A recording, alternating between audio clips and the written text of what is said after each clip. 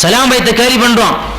நம்ம அஸ்ஸலாமு அலைக்க யா ஸைனல் அன்பியாயி, அஸ்ஸலாமு அலைக்க யா அத்கல் அத்கியாயி, நபியே உங்கள் மீது சலாம், நபியே உங்கள் மீது சலாம். அப்படி நம்ம ரசூலுல்லாஹ்வை அழைத்து சலாம் சொல்லும்போது, சலாம்னா ஒரு ஆளுக்கு ஒருக்காதான் சொல்லுவாங்க, திரும்ப திரும்ப சொல்லிட்டே இருப்பாங்களா அப்படின்னு இவங்க குறுக்கு கேள்வி. இவங்க அல்லாஹ்விட்டே கிராஸ் கேள்வி கேட்கிற மாதிரி இருக்குது.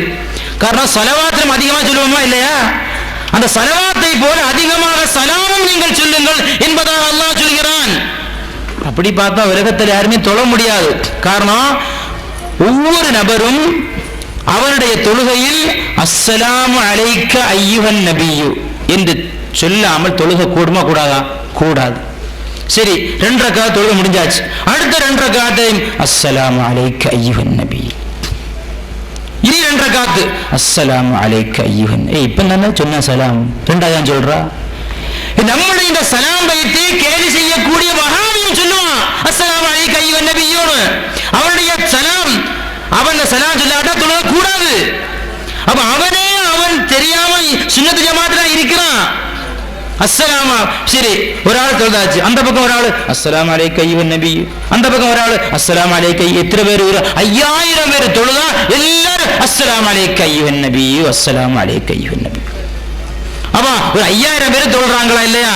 சரி, 2 பேர் மட்டும் அஸ்ஸலாமு அலைக்க அய்யுஹன் நபின்னு சொன்னா போதும், பாக்கி உள்ள யாருமே சொல்ல வேண்டாம். அப்படியே நம்ம சொல்றோம்.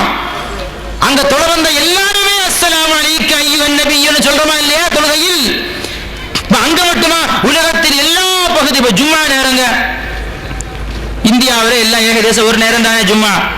இந்தியாவில் எத்தனையோ லட்சக்கணக்கான முஸ்லிம்கள் ஜும்மா தொழுறாங்க. இன்னைக்கு நம்ம தொழுதாமா இல்லையா?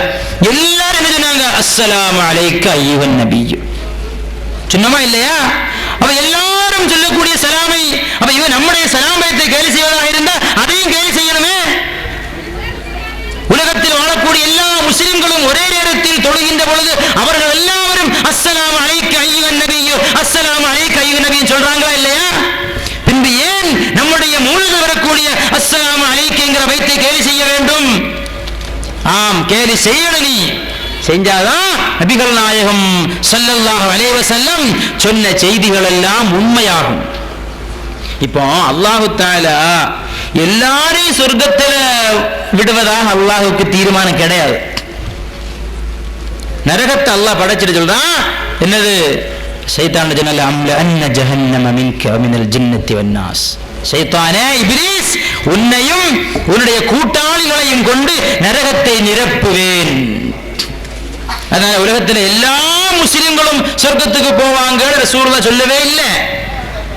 எல்லா முஸ்லிம்களும் சொர்க்கவாசிகளும் அல்லாஹ் சொல்லவே இல்லை. நரகத்துக்கு என்று அல்லாஹ் சிலர்களை அல்லாஹ் படைத்திருக்கிறான்.